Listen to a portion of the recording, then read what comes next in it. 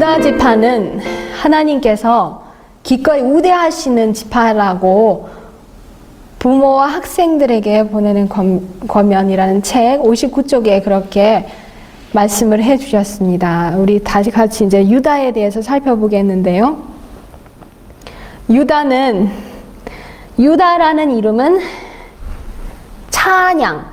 찬양이라는 의미의 찬양이라는 뜻입니다. 레아가 야곱의 넷째 아들 유다를 낳은 뒤에 찬양하는 마음이 가득 찼었나 봐요. 그래서 찬양이라는 이름 주제로 유다라는 이름을 지어 주었습니다. 그런데 역대상 5장 2절 또 창세기 49장 10절에 보시면 유다 지파는 그리스도의 조상이고 왕족이었다는 것을 우리가 창세기 49장 10절에서 야곱의 예언에서 보게 됩니다. 그리고 유다는 그것을 보시면 아버지의 유산을 2배로 받은 아들이었습니다. 아버지의 유산을 2배로 받고 또 한 가지 흥미로운 사실은 민수기 26장 19절로부터 22절에 보시면 가나안 입성 시에 유다 지파의 인구가 76,500명이었었어요. 그래서 그동안 계속 살핀 거를 보면은 그 지파 중에서도 좀 큰 지파에 속한 것을 우리가 보게 됩니다. 그래서 홀이 이사야서 7장 14절 16절에 보시면 홀이 유다를 떠나지 아니하며 치리자의 지팡이가 그 발 사이에서 떠나지 아니하리라고 그렇게 이제 말씀을 해 주셨어요. 그것은 또 야곱의 예언에서도 그 이사야가 아니고 죄송합니다. 그 야곱의 예언 창세기 49장 8절로 12절에 있던 말씀이었습니다. 그래서 야곱이 죽기 전에 각 아들들을 축복하고 복주는 장면을 우리가 창세기 49장에서 보게 되는데 그동안 각 아들들을 보면서요. 오늘은 야곱이 유다에 대해서 어떤 복을 주었는지 창세기 49장 8절로 10절을 보시겠습니다. 유다야, 너는 내 형제의 찬송이 될지라. 내 손이 내 원수의 목을 잡을 것이요 내 아비의 아들들이 내 앞에 절하리로다. 유다는 사자 새끼로다. 내 아들아, 너는 움킨 것을 찢고 올라갔도다. 그의 엎드리고 웅크림이 숫사자 같고 암사자 같으니 누가 그를 범할 수 있으랴. 홀이 유다를 떠나지 아니하며 치리자의 지팡이가 그 발 사이에서 떠나지 아니하시기를 실로가 오시기까지 미치리니 그에게 모든 백성이 복종하리로다.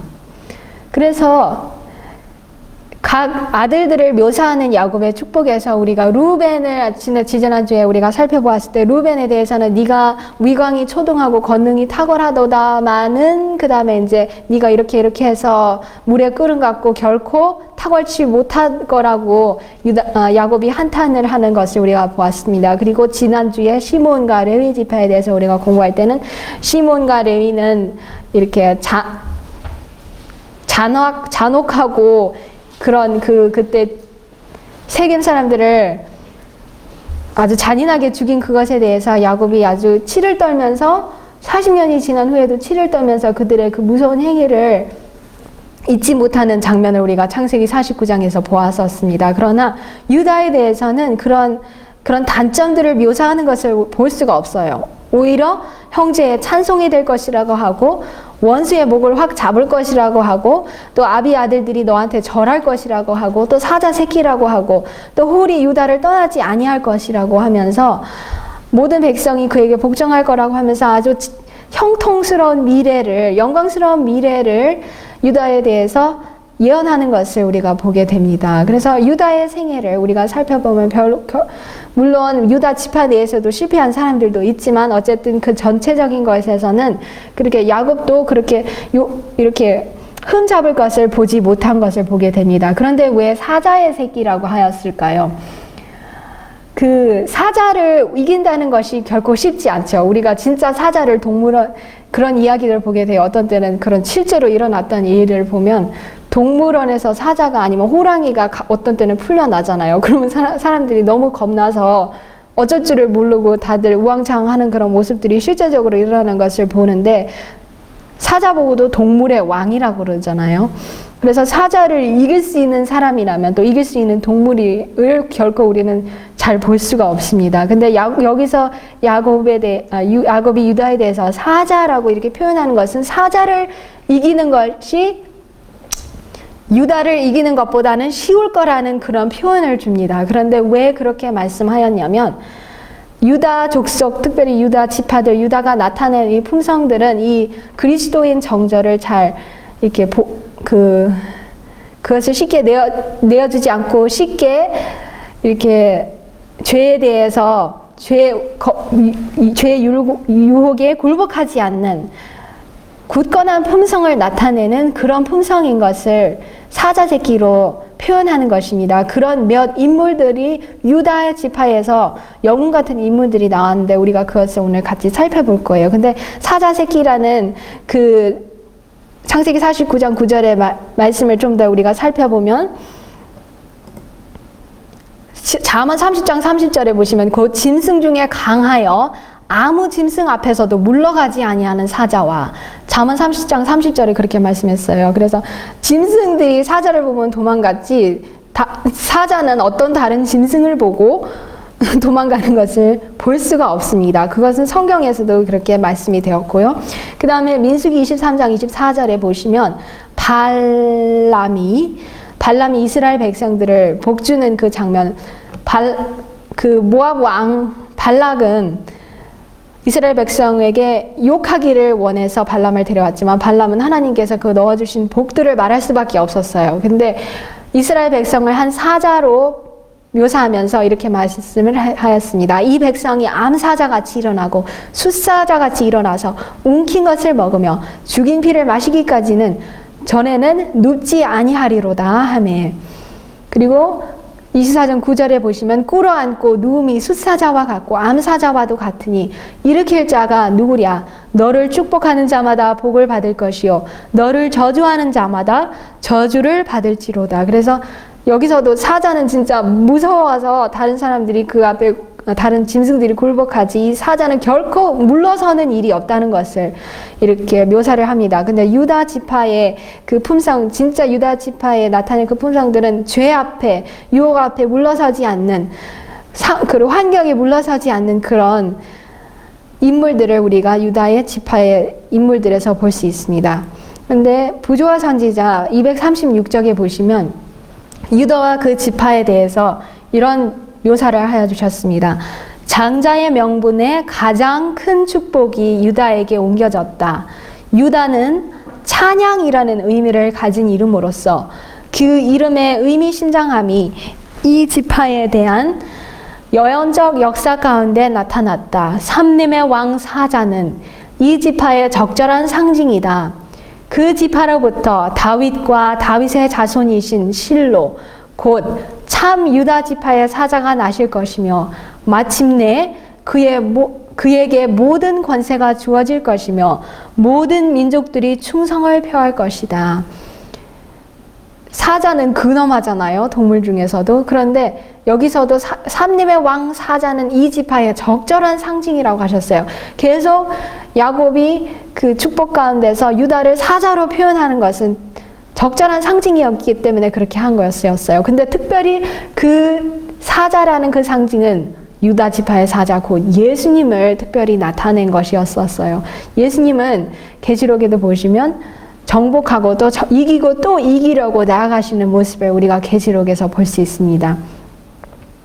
그리고 이제 유다 지파를 위한 모세의 축복을 보면, 모세도 죽기 전에 각 지파를 축복했는데, 그 지난주에 우리가 살펴보았죠. 시므온은 그때 그 모압 여인들과 행음한 그런 죄악들, 큰 죄악들 때문에 너무 아마 안 좋아서 아예 시므온은 언급조차도 하지 않았지만 다른 지파들은 다 언급을 하고 축복을 주었습니다.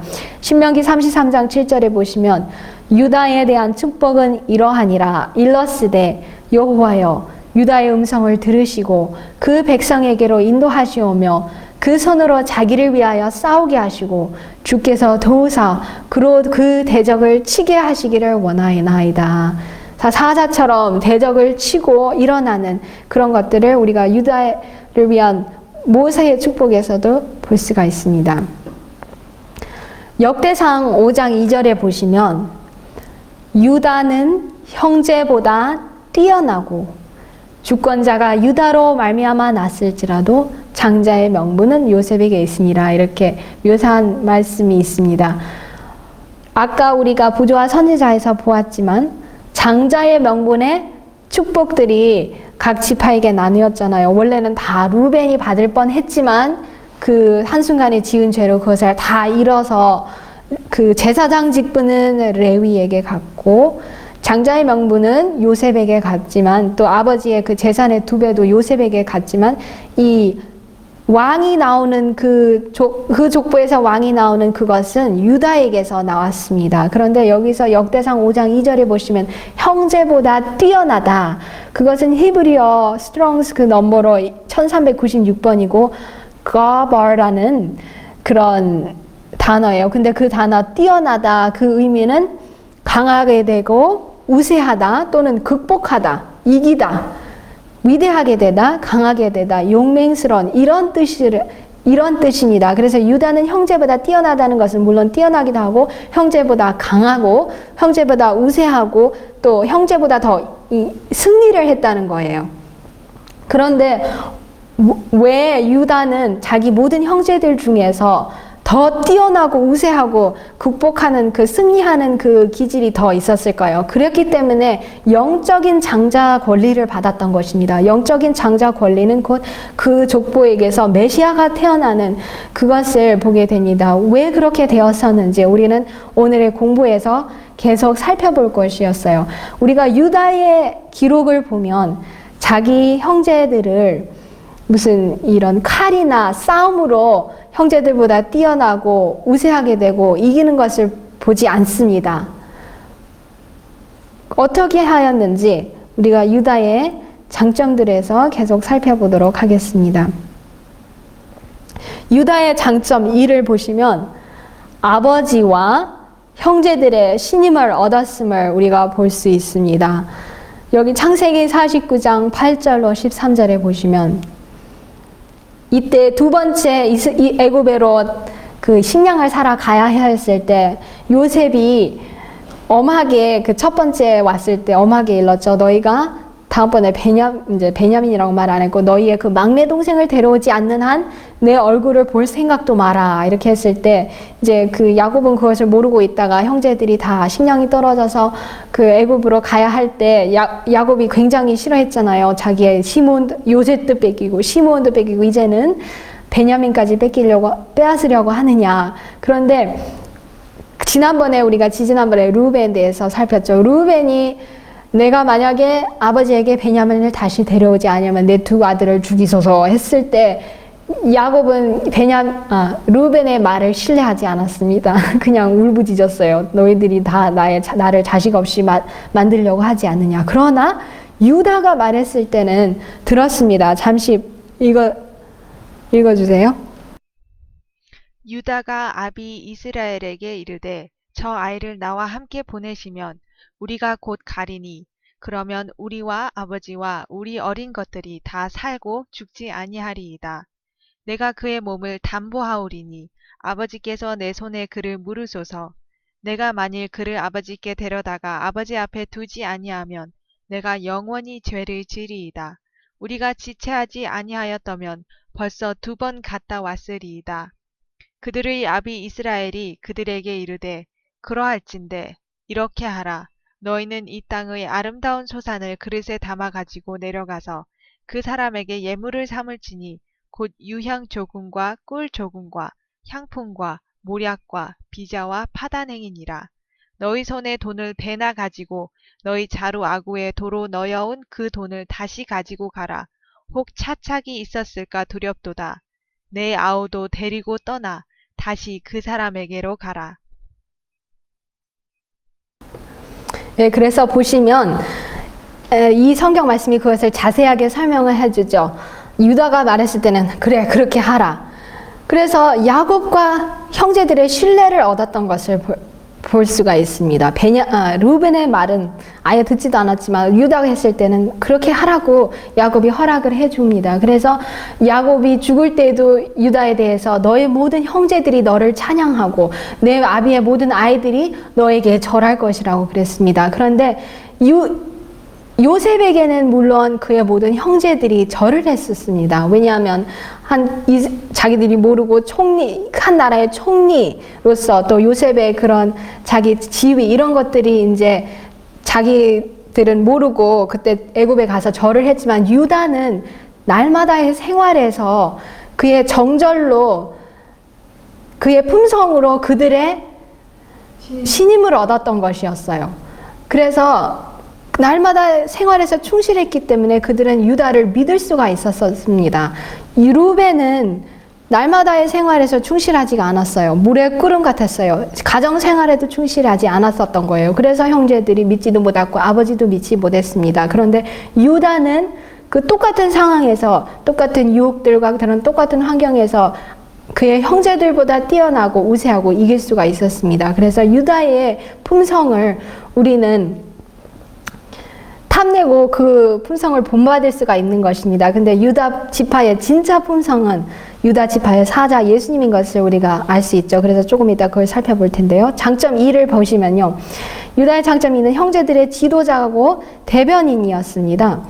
그거를 우리가 창세기 44장 14절로 34절서 45장 1절로 3절에 보시면 야곱이 온 식구들과 함께 요셉 애굽에게로 갔을 때 먼저 요셉을 만나러 가기 전에 먼저 유다를 앞세워서 보냈어요. 내가 지금 가고 있다. 그래서 그 온 가족의 야곱을 대신한 한 지도자, 형제들의 대표자 또 지도자 대변인이었던 것입니다. 또 보시면 그 창세기 44장 14절에도 유다와 여기서도 유다를 먼저 이렇게 언급하는 것을 볼 수가 있어요. 그리고 44장 16절에 그 보시면 이거는 이제 그 요셉이 처음에 막 베냐민을 자기의 포로로 잡는 신용을 하잖아요. 그랬을 때 유다가 형제들의 대변인 역할을 해서 너무나도 잘 웅변적으로 자기 아버지가 어떻게 될 것을 말해 주었었습니다. 그래가지고 유다가 너무나도 이렇게 자기 아버지를 위한 대변인 역할을 우리가 베냐민을 다시 아버지에게로 돌려보내야 한다는 그것을 너무나도 잘했기 때문에 요셉이 이제 그만두고 이제 내가 요셉이라고 아예 이렇게 모든 것을 털어놓았습니다. 그때도 유다가 한 역할을 톡톡히 한 것을 보게 됐습니다. 44장 18절에 보시면 유다가 그에게 가까이 가서 가로되 내 주여 청컨대 종으로 내 주의 귀에 한 말씀을 고하게 하소서 주의 종에게 노하지 마옵소서 주는 바로와 같으십니다. 그렇게 이제 그 장면들이 나오고 또 이 마지막으로는 유다를 요셉에게 미리 보내서 자기를 고센 땅으로 야곱이 인도하도록 유다가 항상 형제들의 지도자 대변인 역할을 했던 것을 보게 됩니다. 또 장점 3을 보시면 유다 지파 자체가 되게 자립적이고 독립심이 강했던 것을 볼 수 있습니다. 사무엘하 2장 4절 11절에 보시면 다윗이 처음에 이스라엘 전체의 왕이 되기 전에 7년 반을 유다 사람들의 왕 헤브론에서 치리하였던 것을 볼 수 있습니다. 아직도 다른 이스라엘 지파들이 우물쭈물하고 사울이 죽었는데도 우물쭈물하고 다윗을 왕으로 삼지 않았을 때 유다 지파들은 자기들이 먼저 앞장서서 다윗을 왕으로 세웠던 것을 보게 됩니다. 그리고 또 나중에도 그 유다 지파가 계속 그런 성격이 있었기 때문에 열왕기상 12장 20절에도 보시면 나중에 솔로몬이 죽고 르호보암이 솔로몬을 대신해서 이제 왕이 되었을 때 온 이스라엘이 다 반란을 일으키죠. 반란을 일으켜서 여로보암을 대신 왕으로 세웠는데 모든 지파들은 다 여로보암을 쫓아서 하나님께서 정하시지도 않은 왕을 쫓아갔지만 유다 지파는 끝까지 다윗의 집을 쫓는 그런 역사를 보게 됩니다. 그래서 유다 지파는 자기들이 옳다고 생각하는 또 맞다고 생각하는 그것에 대해서는 앞장서서 누가 하기도 전에 누구의 그런 시선 아랑곳하지 않고 이렇게 충절을 지키고 충성스러움을 표하는 지파인 것을 우리가 볼 수가 있어요. 그래서 아수리아로 이스라엘 전체가 이제 포로로 잡혀가기까지 끝까지 다윗 집을 왕으로 모신 것을 보게 됩니다. 그런데 이제 유다 지파조차도 마지막 왕인 시드기야조차도 이제 타락을 하고 실패를 해서 바벨론으로 포로로 잡혀간 것을 우리가 볼 수 있게 됩니다. 또 장점 4는 왕족의 지파였었죠. 다 잘 아시지만 특별히 왕족의 지파로서 제일 큰 왕의 왕이신 예수님, 유다 지파의 사자 예수님이 유다 지파에서 태어났고요. 다윗이 그 왕족의 첫 근원이었죠. 그래서 예수님 보고도 다윗의 자손 예수라고도 그런 말씀을 신약에서 볼 수 있습니다. 솔로몬이 있었고, 그 다음에 아사 왕이 있었고요. 여기서는 그래도 좀 하나님께 충성스러웠던 왕들을 언급한 거였습니다. 물론 유다 왕조차들도 하나님께 불충성한 사람들도 있었죠. 여호사밧, 그 다음에 히스기야 왕, 그 다음에 요시야 왕, 이런 왕들을 보게 됩니다. 그리고 유다의 장점 5는 하나님께 충실한 많은 영웅들과 일꾼들을 배출하였습니다. 부모와 학생들에게 보내는 겉면 59쪽에 보시면 유대 지파는 하나님께서 기꺼이 우대하시는 지파였다고 합니다. 우대한다는 뜻은 명예를 주고 영예롭게 하고 존귀하게 한다. 그 영어로 honor, a tribe that God delights to honor. 그런 뜻이었다고 그래요. 그러니까 하나님께서 명예롭게 하기를 좋아하시는 지파라는 것이에요. 그래서 물론 제 대표자는 예수님이시고, 부살렐은 누구신지 기억하시죠? 성전을 지을 때 하나님께서 특별히 재능과 재주를 줘서 성전을 짓게 하신 그런 그 기술자였죠. 그분은 유다 지파였습니다. 그 다음에 갈렙은 얼마나 충성스러운 일꾼이었죠. 하나님을 위한. 운니엘도 갈렙의 친척으로서 이스라엘을 몇십 년간 다스렸어요. 사사기에 보시면 유다 지파로 다윗이 이제 거기서부터 왕족이 계속 나오고, 아사왕, 또 요사밧, 이제 히스기야, 또 개혁자 왕 요시야, 그 다음에 또 가장 유명한 인물들 다니엘과 세 친구들은 유다 족속으로서 진짜 하나님께 충성한 그 면을 사람으로서, 우리 한 모본으로서 예수님의 일꾼으로 보여주었습니다. 근데 먼저 우리가 유다 지파의 사자이셨던 예수님에 대한 몇 가지 이런 성경 말씀들을 보죠. 아까 사자는 결코 어떤 동물 앞에서도 물러서지 않습니다. 이깁니다. 그런데 왜 예수님을 유다 지파의 사자라고 하였는지 우리가 몇 가지 성경절들을 보시면, 요한복음 16장 33절에 보시면, 이것을 너희에게 이름은 너희로 내 안에서 평안을 누리게 하려 함이라. 세상에서는 너희가 환난을 당하나 담대하라. 내가 세상을 이겨노라. 예수님은 세상을 이기셨습니다. 유다 지파의 사자로서. 그리고 계시록에 보시면 그 흰말을 탄 분이 이기고 또 이기려고 나아가는 그 예수님을 곧 예수님의 사역을 나타내죠. 예수님은 세상을 이기셨습니다. 이 계시록 3장 21절에 보시면, 이기는 그에게는 내가 내 보좌에 함께 앉게 하여 주기를, 내가 이기고 아버지 보좌에 함께 앉은 것과 같이 하리라. 예수님께서는 이기셨습니다. 우리를 위해서. 또 여기서도 계시록 5장 5절에 보시면, 장로 중에 하나가 내게 말하되 울지 말라. 유대 지파의 사자 다윗의 뿌리가 이기었으니 이 책과 그 7인을 떼시리라. 예수님은 우리의 완벽한 모본이셨어요. 이기시는.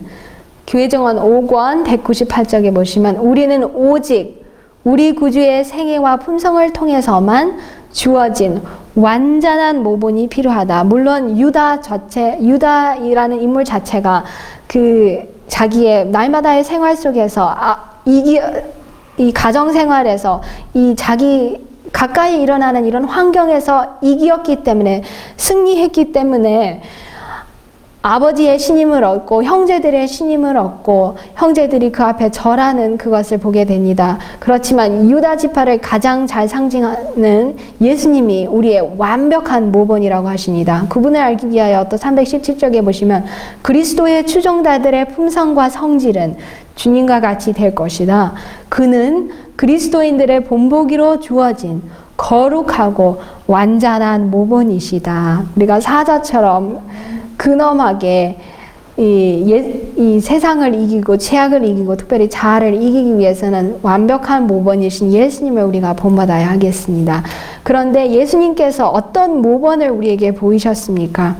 요한복음 15장 10절에 보시면 내가 아버지의 계명을 지켜 그의 사랑 안에 거하는 것 같이 너희도 내 계명을 지키면 내 사랑 안에 거하리라. 예수님께서 우리에게 보이신 모범은 물론 품성이 좋으시고 온화하시고 근데 그 모든 것 밑에 저변 밑에 깔려 있는 것은 무엇이었냐면 아버지의 계명을 지키셨던 거예요. 무슨 일이 있어도 그래서 죽는 한이 있어도 아버지의 계명만큼은 목숨을 다해서 지키셨던 것, 그 모범을 우리에게 보여주셨습니다. 그래서 우리가 예수님의 모범을 따를 것 같으면 우리는 아버지의 계명을 예수님이 지키셨던 것처럼 지킬 것입니다.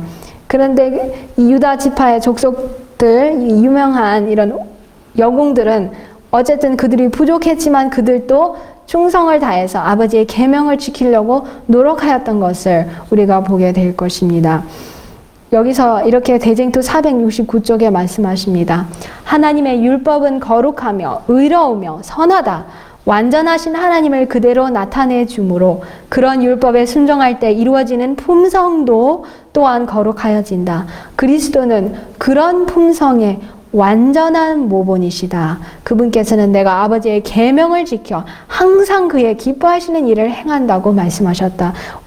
유다 지파의 사자이신 예수님께서 사자처럼 이기실 수 있었던 것은 내가 이기고 아버지 보좌에 앉은 것처럼 그것은 아버지의 계명을 지켰기 때문에 이기실 수가 있었던 것입니다. 그래서 순종의 완전한 유일한 모본이시였다는 것을 또 보여주십니다. 성경은 생애와 품성을 형상하는 완전한 표준으로서 하나님의 율법을 제시한다. 이 교훈에 부합되는 순종의 완전한 유일의 모본은 하나님의 아들, 잃어버린 바 된 인류의 구주 안에서만 발견된다. 그분에게는 불의의 흔적이 전혀 없었는 바 우리는 그분의 발자취를 따르라는 명령이 주어졌다. 그래서 우리가 이 유다 지파를 기억할 때 꼭 예수님, 순종의 완전한 유일의 모본, 사자처럼 이기셨다는 것은 곧 아버지의 계명을 지키셨다는 그 완벽한 모본을 우리가 따르는 모두가 되기를 기도합니다. 그리고 이제 다른 몇 가지 인물들을 우리가 살펴보면 갈렙이 있어요. 갈렙이 있는데 갈렙이 민수기 13장 30절에 보시면 다 아시는 내용이죠.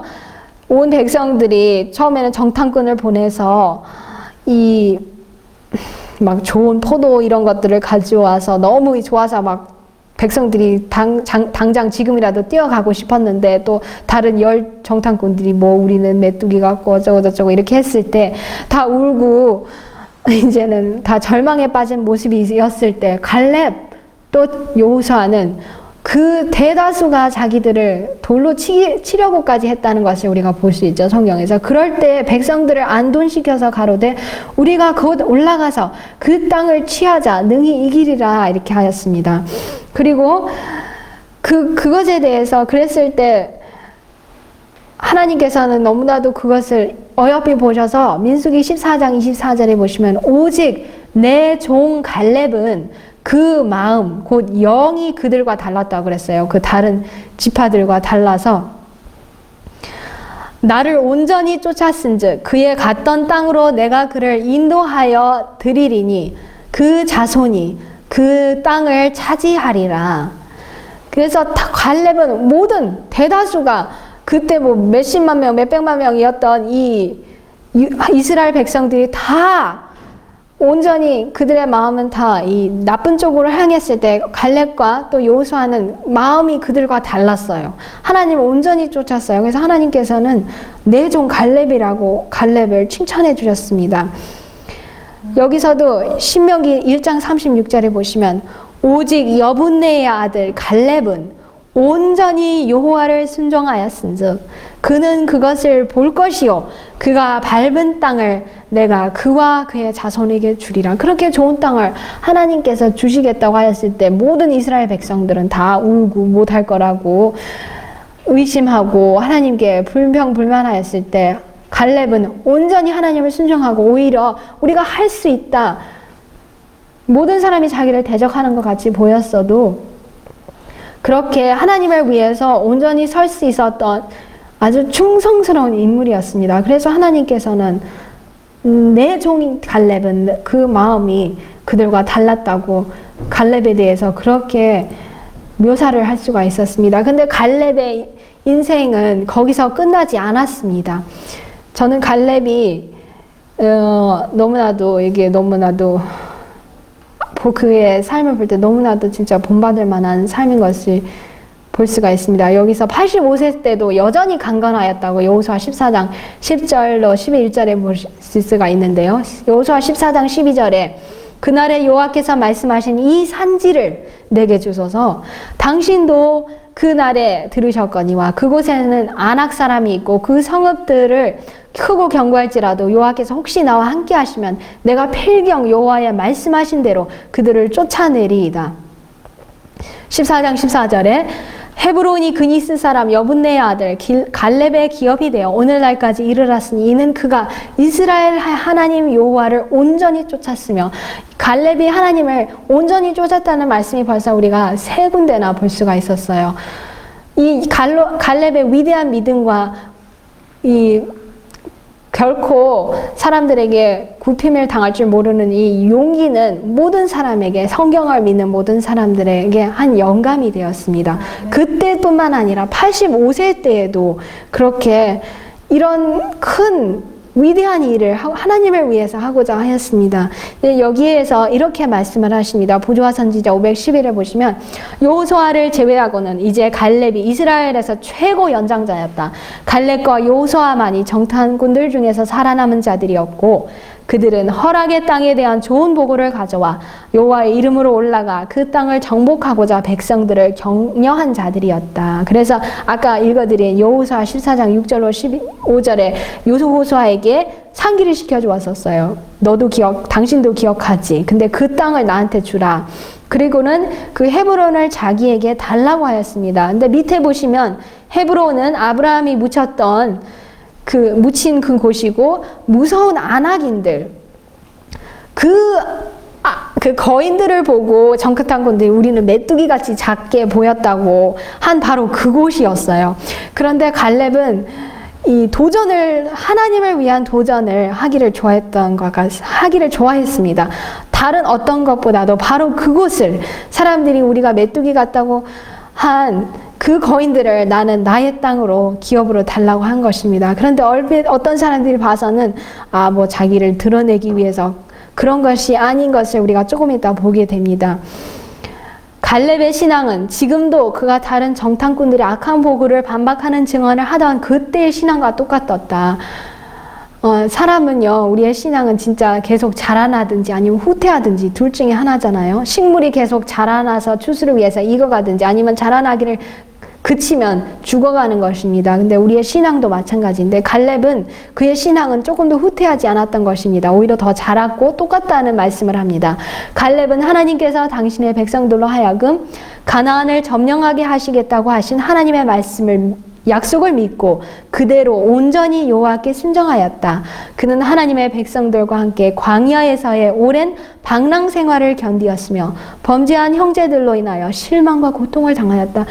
갈렙과 여호수아는 너무나도 훌륭해요. 왜냐하면 자기들은 잘못도 안 했는데 40년 동안 똑같은 벌을 받아야 됐잖아요.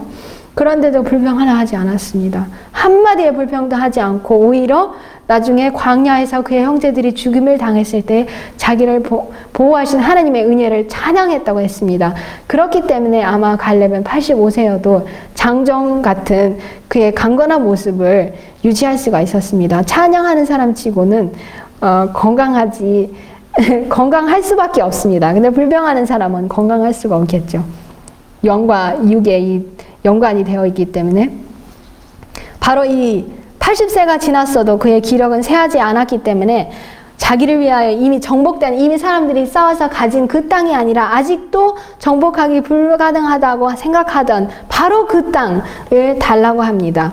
그래서 여기 그 이유는 무엇이 아니냐면 그는 이스라엘의 신앙심을 동요시켰던 큰 세력을 가진 바로 그 거인들에게서 그들의 요새를 하나님의 도우심을 힘입어 탈취하고자 하였다. 갈렙의 요구는 어떤 사람들은 그런 거를 달라고 할 때 무슨 명예나 세력을 얻으려는 욕망에서 나올 수도 있지만 갈렙은 결코 그런 것이 아니었습니다.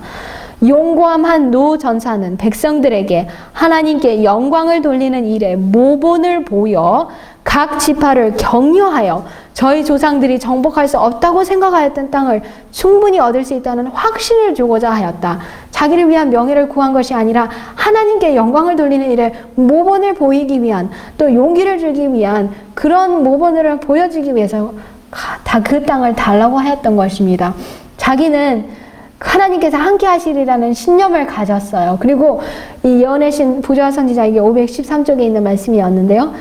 거기에 또 밑에 단락에 보시면 그것을 또 받고 그 85세 때 아직도 건강해서 그 거인들을 내쫓은 다음에 거기서도 이제 끝나서 자기의 일에 거기에 들어가서 산 것이 아니라 민족과 하나님의 영광을 위하여 계속 싸우러 나갔다고 그랬어요. 그리고 그래서 이제 그것이 유다 지파의 한 인물이요, 영웅이었던 갈렙을 살펴보았고요. 그 다음에 이제 다윗, 하나님의 마음에 합했던 사람입니다. 다윗이 여기에 보시면 사도행전 13장 22절에 보시면 패하시고 다윗을 왕으로 세우시고 증거하여 가라사대 내가 이새의 아들 다윗을 만나니 내 마음에 합한 사람이라 내 뜻을 다 이루게 하리라 하시더니 하나님께서 다윗에 대해서 내 마음에 합한 사람이라고 하셨어요. 근데 다윗의 어떠한 때를 두고 내 마음에 합한 사람이라고 하셨을까요? 이렇게 교육 48쪽에 말씀하십니다. 하나님의 말씀은 곧 다윗의 교사였다. 그는 주의 법도를 인하여 내가 명철게 되었으므로 내가 주의 율례를 길이 끝까지 행하려고 내 마음을 기울였나이다. 시편 119, 140, 112절 하고 말하였다.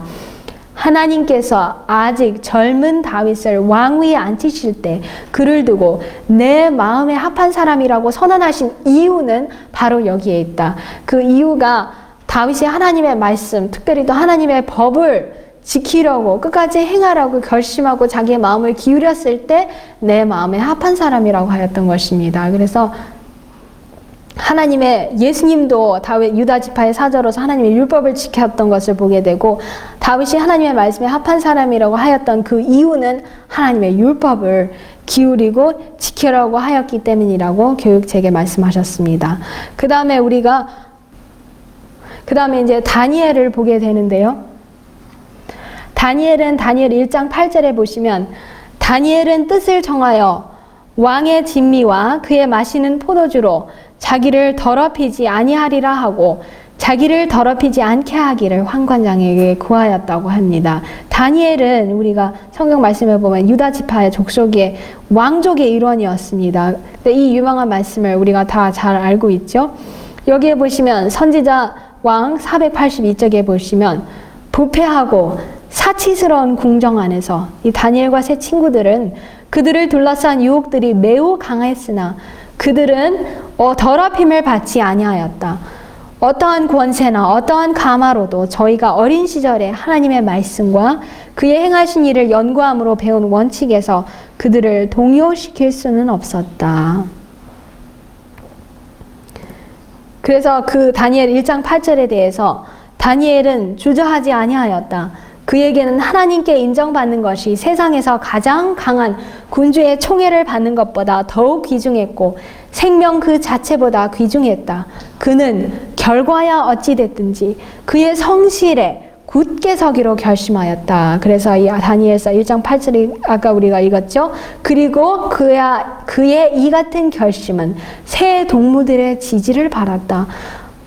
그 당시 세상에서 강한 군주가 느부갓네살이었는데 느부갓네살의 총애를 받는 것보다 하나님께 인정받는 것이 더 귀중했고 내가 죽는 한이 있다 할지라도 나는 그 하나님에 대한 나의 충성심에서 떠나지 아니하기라고 그렇게 결심을 내렸습니다. 그래서 계속 이렇게 말씀을 하셨어요. 이러한 결정을 내리는 데 있어서 히브리 청년들은 참난 때에 행동하지 아니하고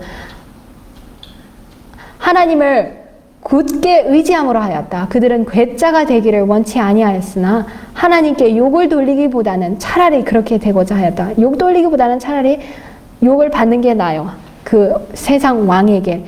그들은 환경의 압력에 굴복해서 죄로 더불어 타협하지 않았습니다. 원칙으로부터 이탈하지 않았습니다.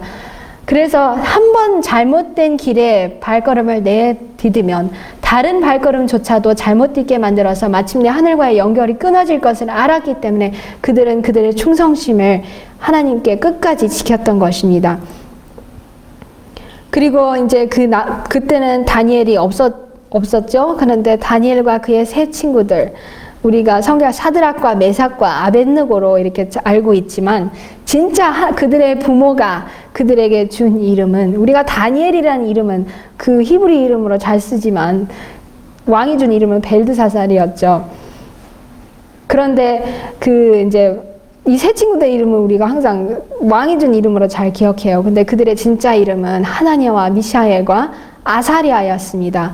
이 사람들이 그 풀무불에 들어가기 직전에 이렇게 왕에게 말을 합니다. 만일 그럴 것이면 왕이여, 우리가 섬기는 우리 하나님이 우리를 극렬히 타는 풀물 가운데서 능히 건져내시겠고 왕의 손에서도 건져내시리이다.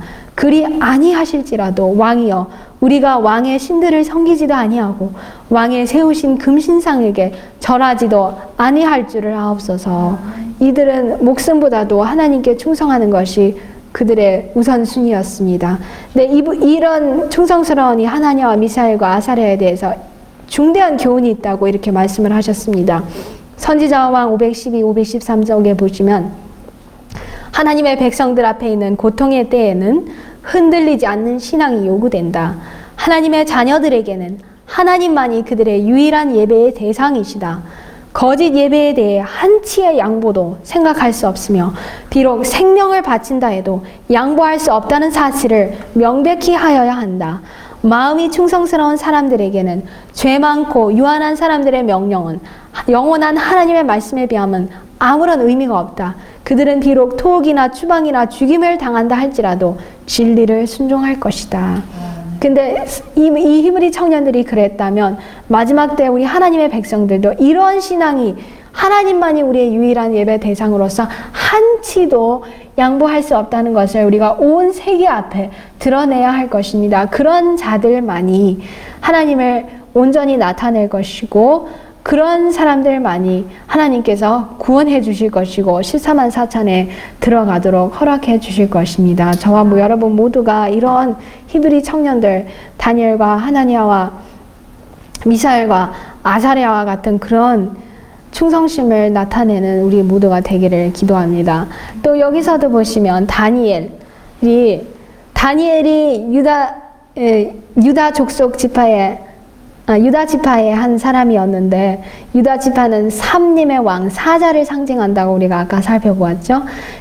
다니엘은 또 사자굴에 들어가게 되었습니다. 다니엘 6장 10절 그 악한 사람들이 그 조서를 내렸을 때 다니엘이 이 조서에 어인이 찍힌 것을 알고도 자기 집에 돌아가서는 그 방에 예루살렘으로 향하여 열린 창에서 전에 행하던 대로 하루 3번씩 무릎을 꿇고 기도하며 그 하나님께 감사하였더라. 그래서 우리가 다 그 이야기를 알고 있죠.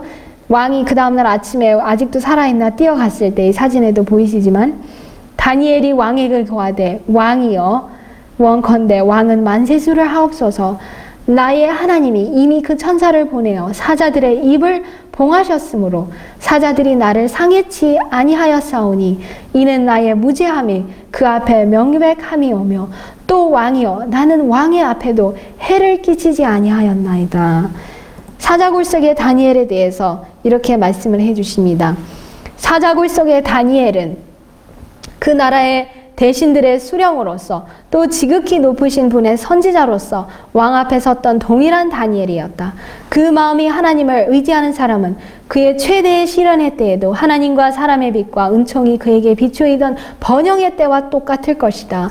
믿음은 보이지 않는 세계에 도달하여 영원한 실체를 붙잡는다. 그래서 유다 지파를 상징하는 이 사자를 꼭 나타내는 다니엘이 곧 그 사자와 같은 인물이었어요. 사자 굴 속에 들어갔지만 그는 그의 하나님을 향한 그의 충성심에서 떠나지 않았어요. 번영할 때나 또 이런 무서운 일이 있을 때나 시련의 때에나 하나님을 향한 그의 충성심은 항상 같았고 차라리 하나님을 배반하기보다는 사자굴에 들어가기를 택하였던 것입니다.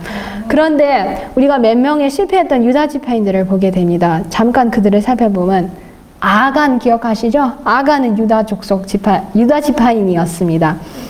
그런데 그가 탐냄으로 그의 영생을 잃었습니다. 끝까지 또 회개하지 않으므로 그의 목숨을 또 그의 운명을 망쳤던 것을 보게 됩니다.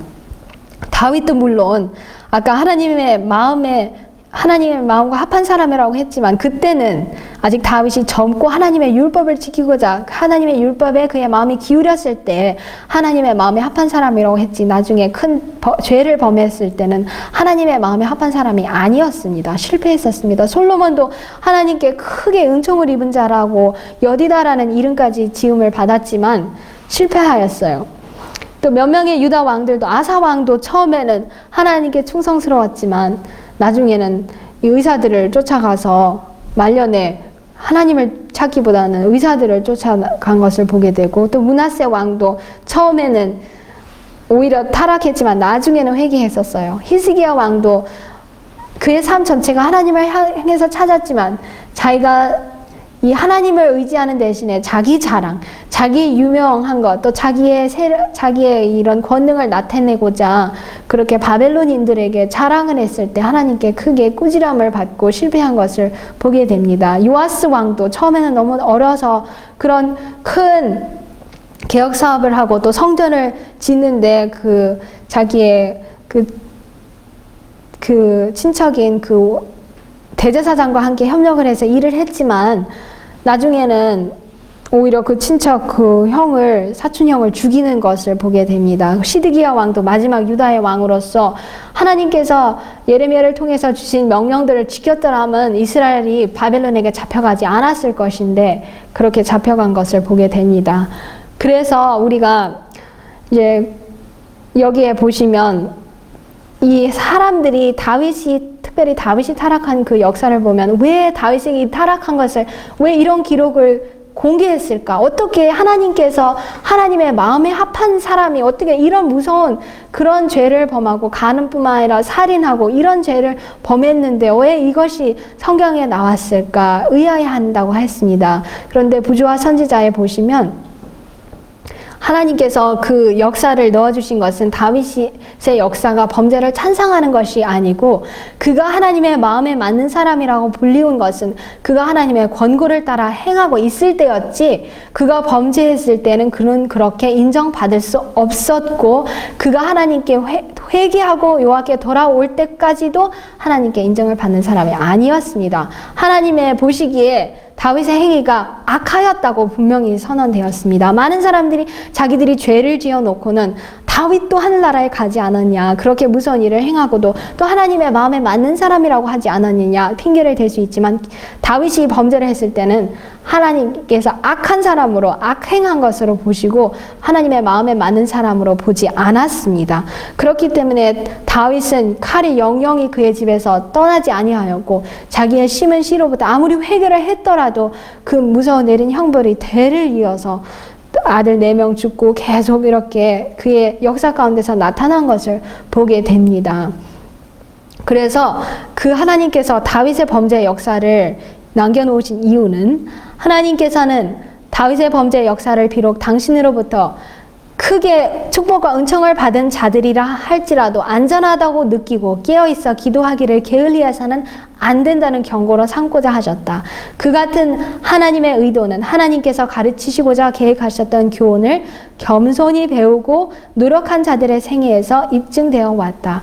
각 시대를 통하여 무수히 많은 사람들은 유혹자의 세력으로부터 오는 위험들을 깨닫게 되었다. 여호와께로부터 그처럼 크게 존귀히 여김을 받았던 다윗의 타락은 그들의 마음에 자신을 믿지 않도록 일깨워 주었다.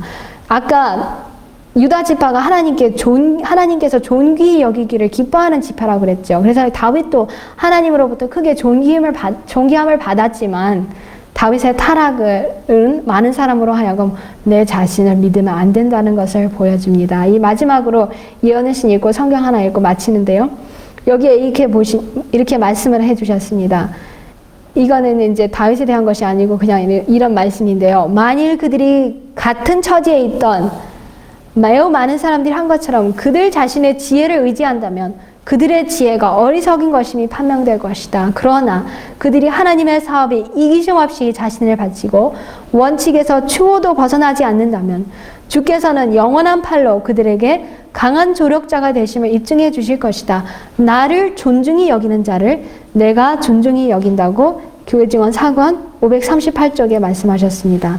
이 나를 존중히 여기는 자를 내가 존중히 여기고 나를 멸시하는 자를 내가 경멸히 여기리라. 이것은 사무엘상 2장 30절에 있던 말씀이었어요. 그래서 유다 지파는 하나님께서 기꺼이 존귀히 여기시는 지파였는데 하나님께서 존중히 여김을 하시는 자들은 어떤 삶을 살았는지 우리가 살펴보았죠. 다니엘, 특별히 예수님은 말할 것도 없고요.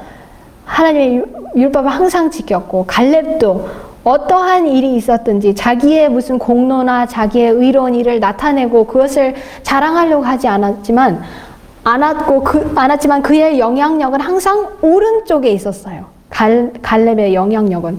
그래서 하나님께서는 어떻게 그에게 상을 내리셨냐면 내 종 갈렙은 다른 마음이 있었고 다른 영이 있었다고 그렇게 칭찬을 해주셨고 나를 온전히 쫓는 사람이라고 칭찬해 주셨어요. 다니엘도 마찬가지였어요. 항상 그의 영향력은 오른쪽에 있었습니다.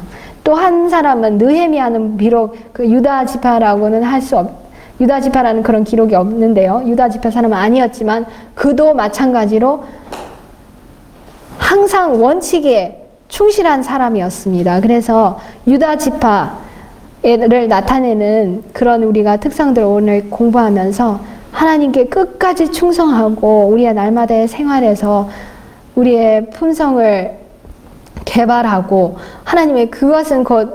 우리의 품성을 개발한다는 것은 하나님의 품성의 사본인 하나님의 율법을 어떠한 상황에서든지 지키려고 우리가 하나님의 힘으로 노력하는 사람인 것을 우리가 볼 수 있습니다. 그래서 저와 여러분 모두도 우리가 어떤 지파에 들어갈지는 우리의 행동 여지에 달려 있겠지만 우리가 유다 지파처럼 하나님을 존중히 여기고 그래서 하나님께서 우리를 존중히 여길 수 있는 그런 사람들이 되기를 간절히 기도하면서 말씀을 줄이겠습니다.